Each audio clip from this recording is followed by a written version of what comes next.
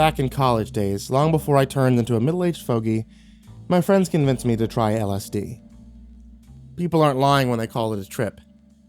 I felt like my body was literally floating away down this incredible, glittering road, filled with swelling blue hills and trees that stretched down their branches like rainbow streamers. It turns out I'd wandered down the length of campus in nothing but a sports bra and a pair of gym shorts, dancing along the main quad like some kind of drunken ballerina. Suffice to say, that was the last time I tried a drug stronger than alcohol. So when I woke up one morning on a bed of twigs and leaves, my first thought was that someone had slipped me the mother of all roofies. I'd left my headphones on overnight, and the sound of classic guitar riffs mingled weirdly with a chorus of bird cries and bustling winds. I got to my feet and rubbed my eyes. My feet crunched on a blanket of dense foliage. Then I caught sight of where I actually was, and it woke me up so fast someone might as well have dumped a bucket of ice water on my head. I was standing on top of a massive ridge, covered with trees and moss that stretched down into a lush valley full of wandering animals. I'd never seen animals quite like them before, but not in real life, and not in a textbook either. Bovine creatures with curved horns sipped from the edge of an enormous blue lake.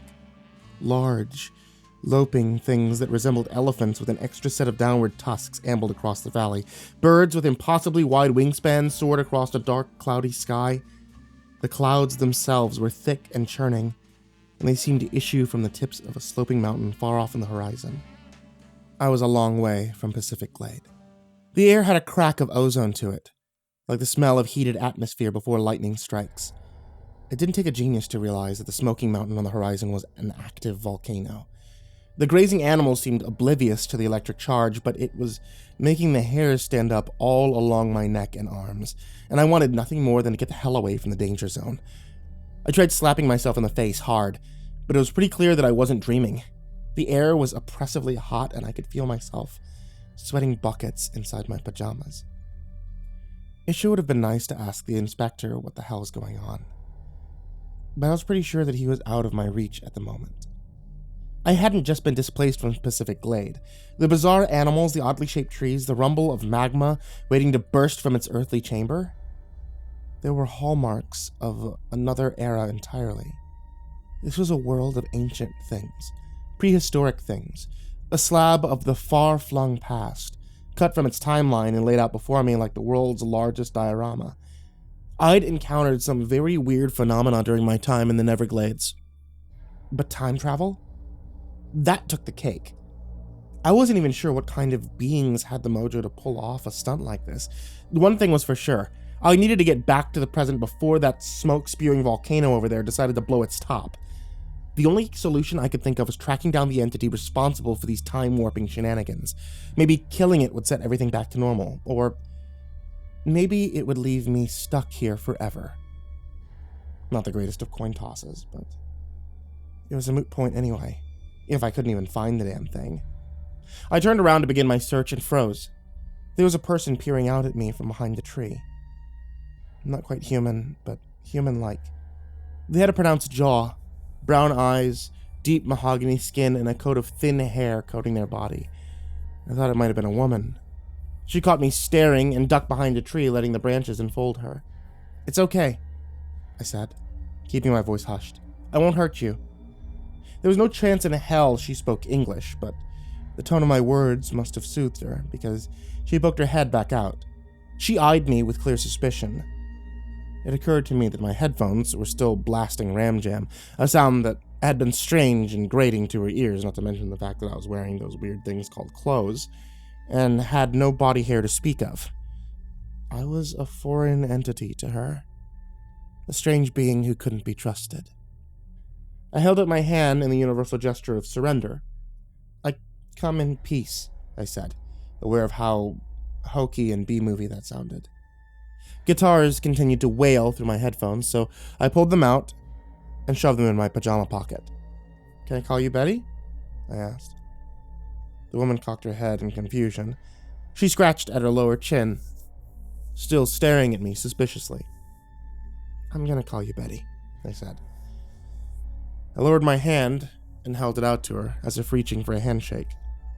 She stared at it for some time, confused by the gesture. Then she lifted her own hand and placed her palm on mine.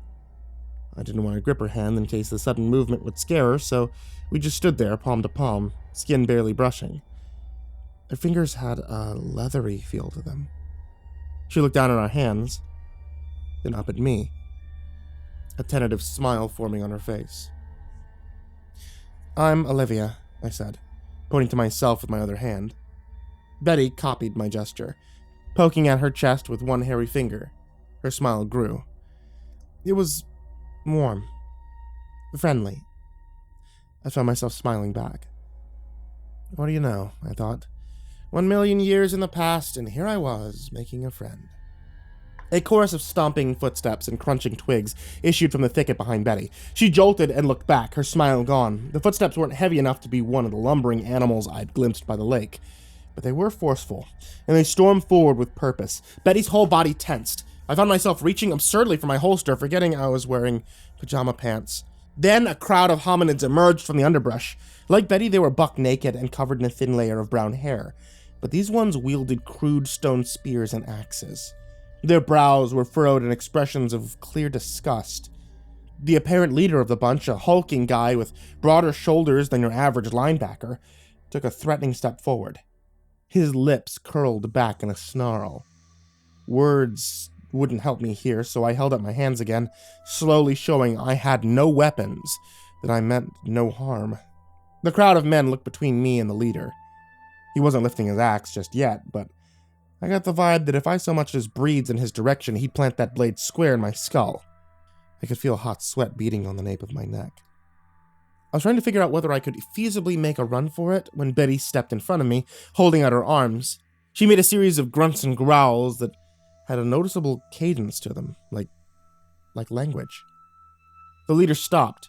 He growled back at her, but she stood her ground, stretching out her arms even wider. The group seemed reluctant to cross Betty.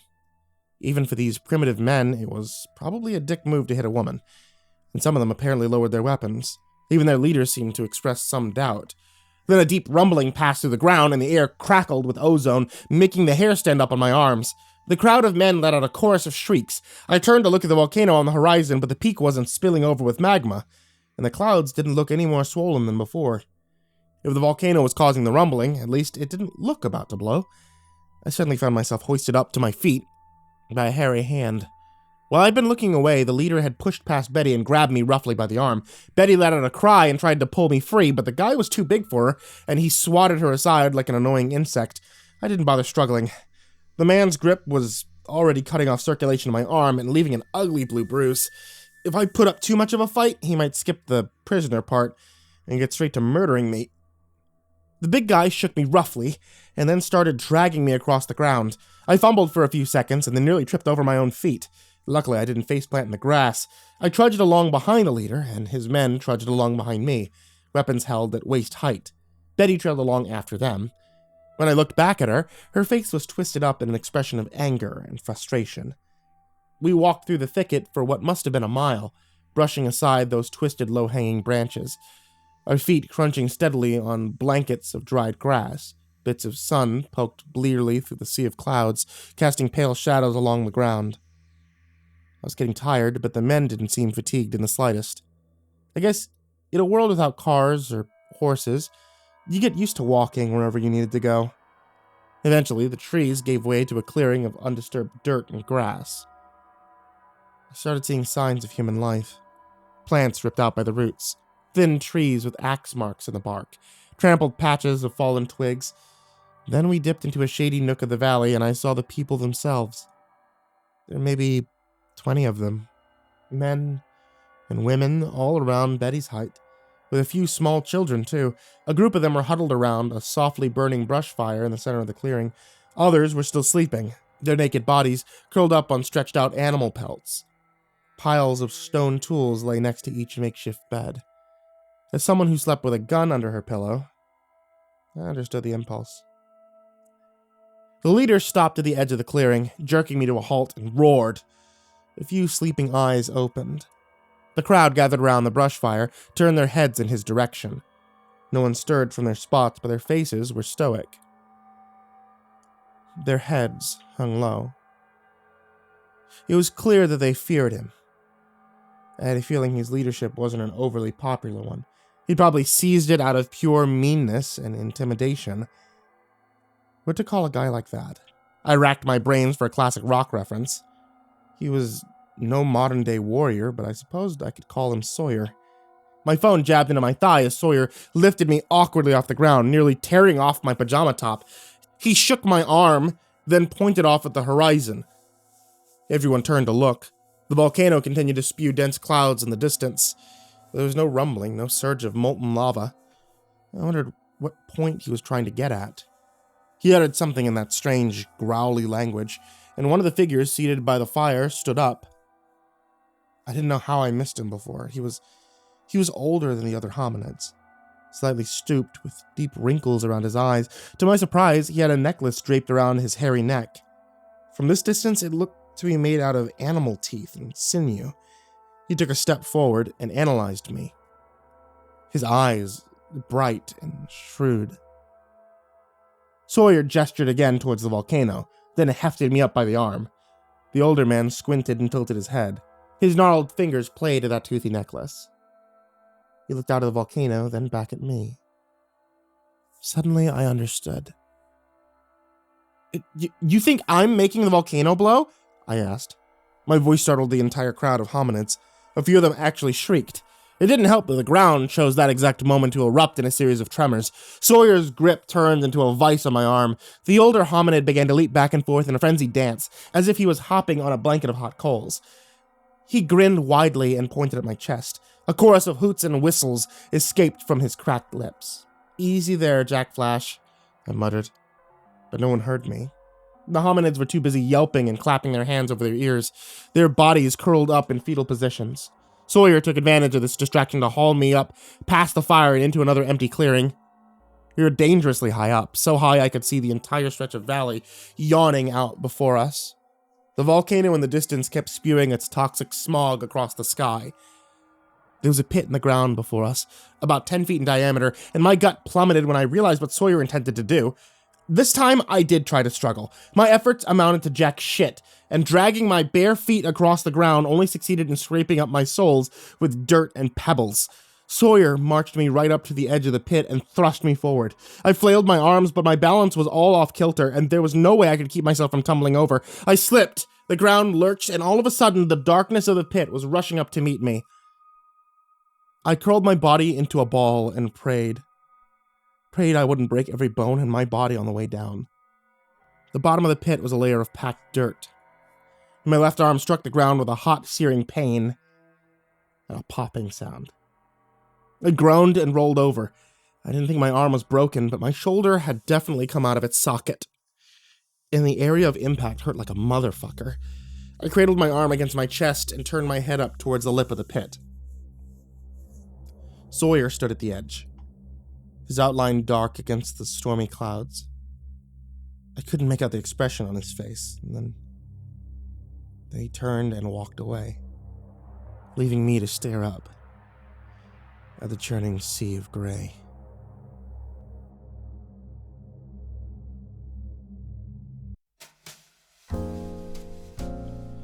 The hours came and went. What little sunlight poked through the clouds grew brighter around midday, then turned to shades of red and orange. There wasn't much I could do except for sit in the dirt and wait for night to fall. Shouting for help was pointless. Who would hear me? And who would save me, even if they could? For all these people knew I was some kind of monster, here to rain destruction down on all their heads. This was my prison. I had no way to protest my innocence. I kept waiting for somebody to throw down some food. Maybe whatever scraps they had left from the day's hunt. But on that front, I was out of luck. I guess they thought monsters didn't need to eat. I spent the hours sitting there with a rumbling stomach, bored out of my skull. My shoulders throbbed with intermittent bursts of pain. It didn't help that the air was swelteringly hot. I was dripping with sweat by the time night finally rolled over the land. I occupied my time by taking a sharp rock to the walls of the pit. Someone had clearly been thrown down here before, or more than one someone, judging by the sheer number of scrape marks etched into the stone. They didn't form shapes exactly, but you could tell a hand carved them. They'd been made with intent. The mystery carver must have tried climbing out of the pit at some point, because the mark stretched up almost as high as the pit itself. I wondered at the point of it all. Was this the primitive equivalent of a graffiti tag? A way to immortalize themselves even after their bodies rotted into the ground? Night brought darkness with it, and the scrape marks faded out of my vision like someone had taken an eraser to the stone. I waited for my eyes to adjust to the lack of light. The air was thick with cries of birds and great trudgings of some distant animal. I could even hear the crackle of the hominids fire in the next clearing over. Sweat pooled in the collar of my shirt. I wiped it away, even though I knew the gesture was pointless. Faint outlines crept back into the world. To my surprise, the reflexive color that glowed into being near the top of the pit. Little bits of phosphorescent purple that I hadn't noticed in the light of day. Some kind of mineral? I pulled my phone from my pocket. The screen had shattered during the fall, but the device itself seemed to work just fine, so I activated its flashlight.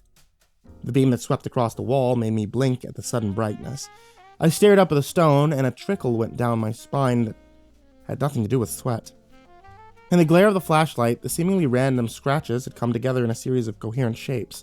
The long grooves in the rock were crude approximations of human limbs, stretched way out of proportion, with single thin gashes to mark the fingers, 6 of them on each hand, I noticed. The slender outlines reached all the way up to the edge of the pit. 2 specks of glowing purple stared out from its blocky head, gleaming in the flashlight beams. I sat still, studying them, unable to shake the sense that they were setting me back.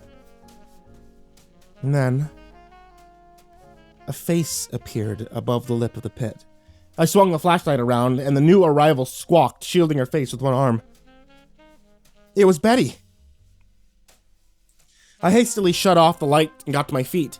I'd been sitting for so long that my knees almost gave out from underneath me, but I managed to keep myself steady. Betty cast a nervous glance back at the clearing, then reached down as far as she could into the pit, her leathery hand just barely covering up those stony purple eyes.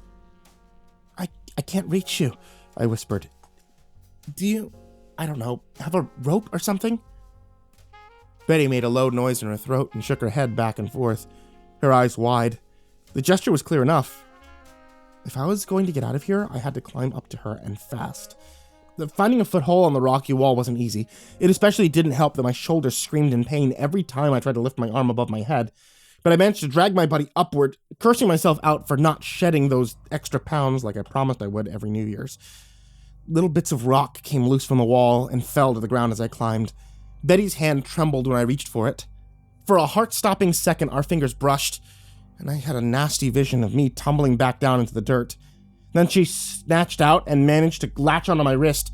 I clambered against the wall as she hoisted me up, and then my hands were scrambling at the surface. And before I knew it, I was sprawled out across the ground. I was out of breath and sore all over, but I was out. I had to keep myself from letting out a laugh of sheer relief. When I got to my feet, I saw that Betty hadn't come alone.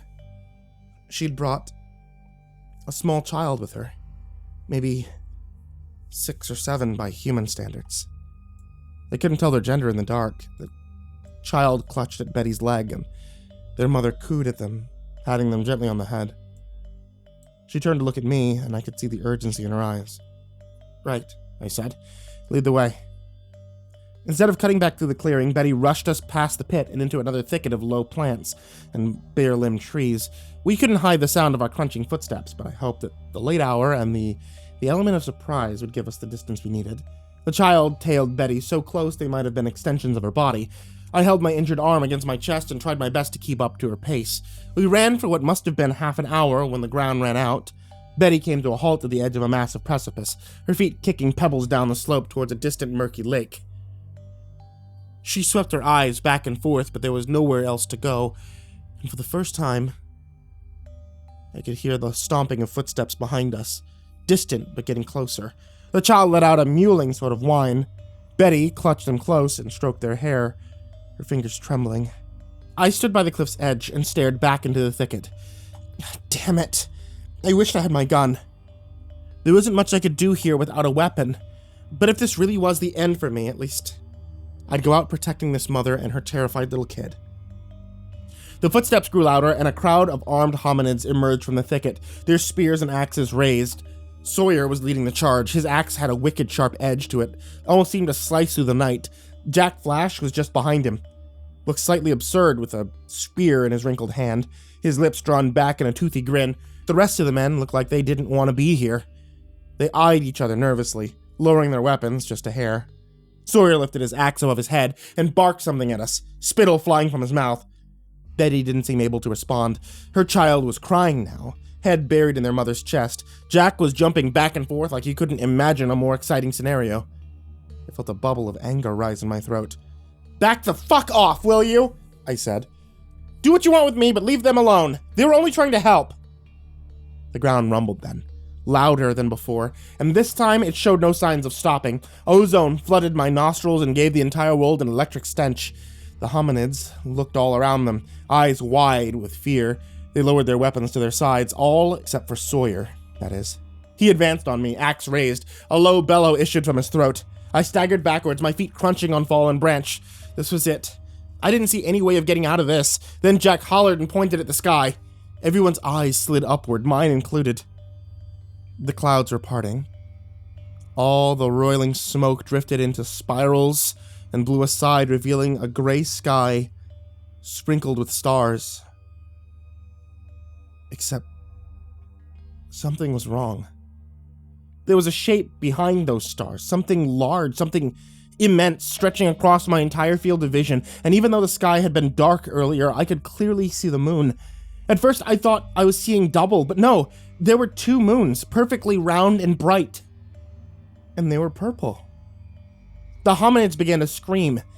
It was such a human sound that it made the hairs rise on my arms, although that might have had something to do with an electric crackle in the air. Sawyer had fallen back, axe slumped by his side, his face turned upwards toward those double moons. Betty was staring up at them too. Her eyes were wide with pure, unbridled horror, and she clutched her child to her chest, her fingers crooked and trembling.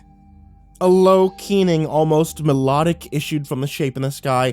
The hominids fell to the ground and clapped their hands over their ears. Blood seeped between their fingers, thick and viscous. Their screams of terror turned to screams of pain, and I could only stand there, heart pounding, my throat growing dry and clenched. Why wasn't the sound having the same effect on me? And then the shape stirred. A humanoid outline formed in the sky, vaster than a planet. A six-fingered hand appeared at the edge of a long, slender appendage. The hand curled the index finger, pointing downward like a Michelangelo painting. It began to descend towards the clouds. Staring at it was stabbing sharp migraines into my brain, so I looked back down at the flailing hominids. Sawyer was curled up in the fetal position just a few feet away. He turned his head toward me, and I saw that his eyeballs had melted, spilling in goopy strands down his rough cheeks. He let out a tortured howl. I had lost track of Betty. I had lost track of everything. The air was growing hot and swimming, like everything had turned into a mirage. I stumbled backwards and nearly fell, sprawling across the ground. The dirt and grass beneath my feet was rumbling uncontrollably, and I was afraid that it would split right open and send me tumbling into the center of the earth. A sudden tapping on my shoulder made me whirl around. Jack was standing behind me, his toothy necklace clacking with each tremor of the ground. His ears weren't bleeding, and his eyes, formerly a deep shade of brown, now glowed a brilliant blue. "Time to go," he said in perfect English. And then we were somewhere else entirely. The ground was still rumbling, but much softer than before. The crackling in the air had subsided. My feet crunched on a blanket of dried grass as I stumbled away from Jack. The hominid's holy man was smiling at me now, head tilted, his blue eyes sparkling with light from an unseen sun. "You," I hissed. "What did you do?" "I didn't do anything," the semblance replied. "And it's not over yet. Look." I turned, following his pointed finger, and saw the crest of the hill where I'd woken up. We were standing in one of the distant stretches of valley. Far away, reduced to the scale of a diorama model, the enormous starry shape was descending through the clouds. Its gargantuan finger drifted downward towards the top of the cliff, where I knew the rest of the hominids were writhing in pain. I felt a pang of fear stab through me.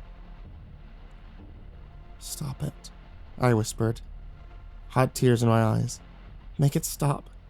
I can't, the semblance said. This is history. It's already been written. We're just spectators. So, spectate. Watch it through to the end. I did.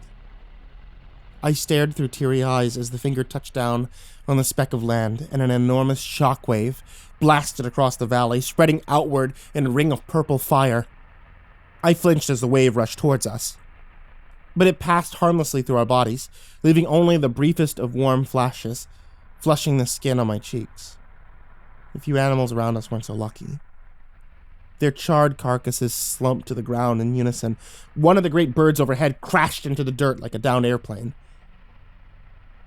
The shape in the sky withdrew its hand, fingers curled back onto itself. Its purple eyes stared down at the carnage, unblinking, unfathomable. Then it retreated back into the cosmos. The clouds spilled back over each other, and the valley fell into a silence so complete that it left a hollow echo in my ears. Over 1 million years ago, the semblance said, there was a disaster, a near extinction event that wiped out the majority of life on this planet. By the time the dust cleared, only 55,000 members of the Homo erectus species remained. Life limped on, as life often does. The species survived. The human race took shape. But the world suffered an immeasurable loss that day. Your kind was a hair's breadth from disappearing forever. All those people, I whispered. Betty's face was burned on the back of my eyelids. Her brown eyes, full of human terror, turned upward to the sky, her hands reaching down to clutch her child to her chest. It felt a little absurd to grieve for a person who died 1 million years before I was even born, but I had known her. She had shown me kindness. And now she was gone. Yes, the semblance went on. Jack's lips curled back into a thin, hideous smile. All that precious life, gone in a blink. He took a step away from me, sweeping his arms wide across the entire blasted landscape. And you know exactly who was responsible for this catastrophe. Those moon-sized purple eyes were burned into my eyelids. Just thinking back to them made me shiver. The inspector wouldn't do this, I said. But he wasn't the inspector then, the semblance replied. It took him over 1 million years to adopt that title, and these early days in this prehistoric era, he was merely a being driven by curiosity, an entity as large and as powerful as the cosmos, fascinated by the little specks of life populating the planet beneath him. A god, before there were gods, you might say. A being with no sense of consequence for his actions. He turned back to me, blue discs spinning in his eyes. His curiosity didn't just kill the cat. It killed everything. I didn't know what to say. I reached down to touch the trembling grass at my feet, but it dissolved into ash at the touch of my fingers. You're going to tell me that he's different now, the semblance said. That he changed. That he understands the value of human life, and maybe that's true. But the being squeezed into that flesh suit is as vast and terrible as ever. And all it takes is one explosive outburst to blast your species into smithereens. Think of all those lights going out. Think of the human race reduced to nuclear slag and heaps of dust. That's the future that awaits you. Jack stepped towards me, ash billowing up under his bare feet. The inspector isn't your friend, he said quietly. He's an agent of death. So that's what this is all about? I snapped. You dragged me out of bed and back in time to make a fucking point. I know the inspector's dangerous. I've seen the stuff he's capable of, and I'm well aware that he's a bomb waiting to go off. But you know what? I don't care. Because he's family. He fights our monsters, and he sits at our kitchen table. He shares our good times and our bad, and I know that he'd die for us without hesitation. I narrowed my eyes. He has values. He understands what's important. Unlike you. The semblance was quiet. It stared at me through Jack's eyes, his dark hair fluttering in the hot breeze. You're trying to make me doubt him, I said. To drive us apart, to make your dirty work a little easier, but I'm not going to give up on my friend. So you can fuck right off.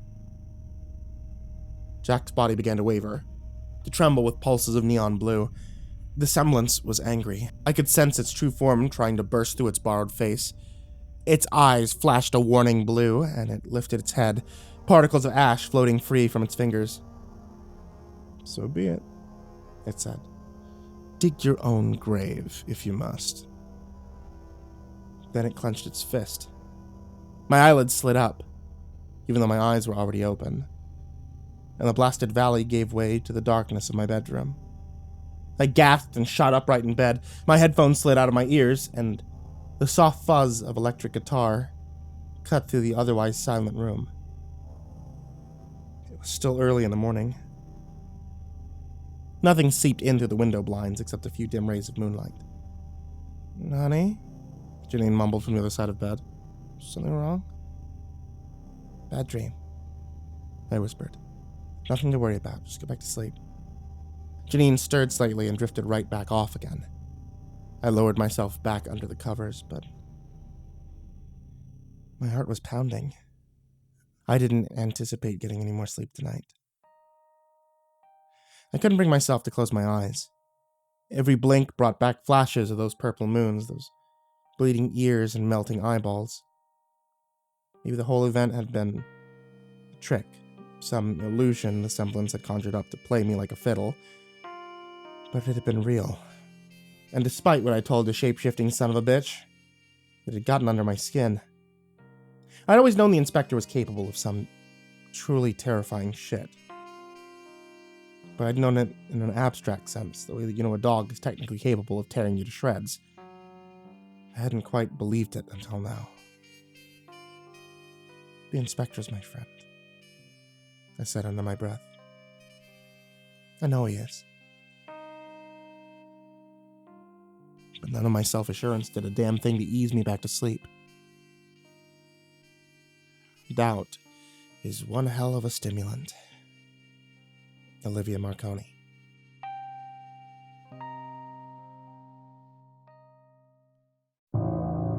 Hey there kids, it's me, MrCreepyPasta, and I just wanted to tell you thank you so much for watching tonight's video, or listening to tonight's episode of the podcast. It really helps me out whenever you guys do things like listen or watch. And it really helps if you guys also subscribe to the podcast or subscribe to the YouTube channel, or do things like clicking the bell or clicking the like button. For those of you who are looking to actually talk to me live and not just listen to me on the podcast or the live stream or what have you, then you can actually head over to twitch.tv/MrCreepyPasta, where I record a lot of these episodes that you see live. Also, it's just fun for me to be able to interact with you guys, and sometimes we do other fun games. And as always, I want to give a very special thank you to all of my supporters on Patreon. You guys are the ones who help me keep the lights on in the house, as well as allow me to do things like commission brand new stories. In case you guys haven't noticed, we hit that tier. So, a very special thank you to Jordan Alexander Sanchez, Stricken, Chase Burnett, Deanna Kraus, G Weevil 3, Tristan Pelton, 1-800-Nightmare, Acid System, Aaron Stormcrow, Azurine Fox, Bobby Karman, Chris Lovins, Cryptic Nightmares, The Doctor, Daniel Polson, Dr. Stein and Mr. Happy, Eurogore, Freddy Krueger, Fried Chicken 12, Hades Nephew, InfernalOne, James Bruce, James Lowe, Jason VR Wilson, JimboTheHutt, Jordan Nels, Jordan Johnson, Caleb Dougal, Kiri the Sloth, Legit Quadfeed, Liam Newman, Lisa Cottrell, Marco Takes Dabs 420, Michael Scharbrough, Nico Kayo, Nina Smith, Prozac and Pancake Appreciation Society, Rafael Rodriguez, Robert White, S-Man, Sky Harbor, Snails Burnett, Talon Karlik, The Ginger Bros, Trace Miles, Tsuji Campbell, Tynannie, Unknown Nobody, Andre Garcia, Brianna Wright, Brian Ace, Caspian, Hogunkji, and Someone You Love. And also a very special thank you to everybody who's down there in the description down below. All you guys who are listed as Patreons and everybody who's even supporting for just $1, I really love and appreciate you guys. And if you want to join them, you can always head over to patreon.com/MrCreepyPasta. Even $1 a month, honestly, it keeps the show going. So thank you guys so much. And to everyone out there, sweet dreams.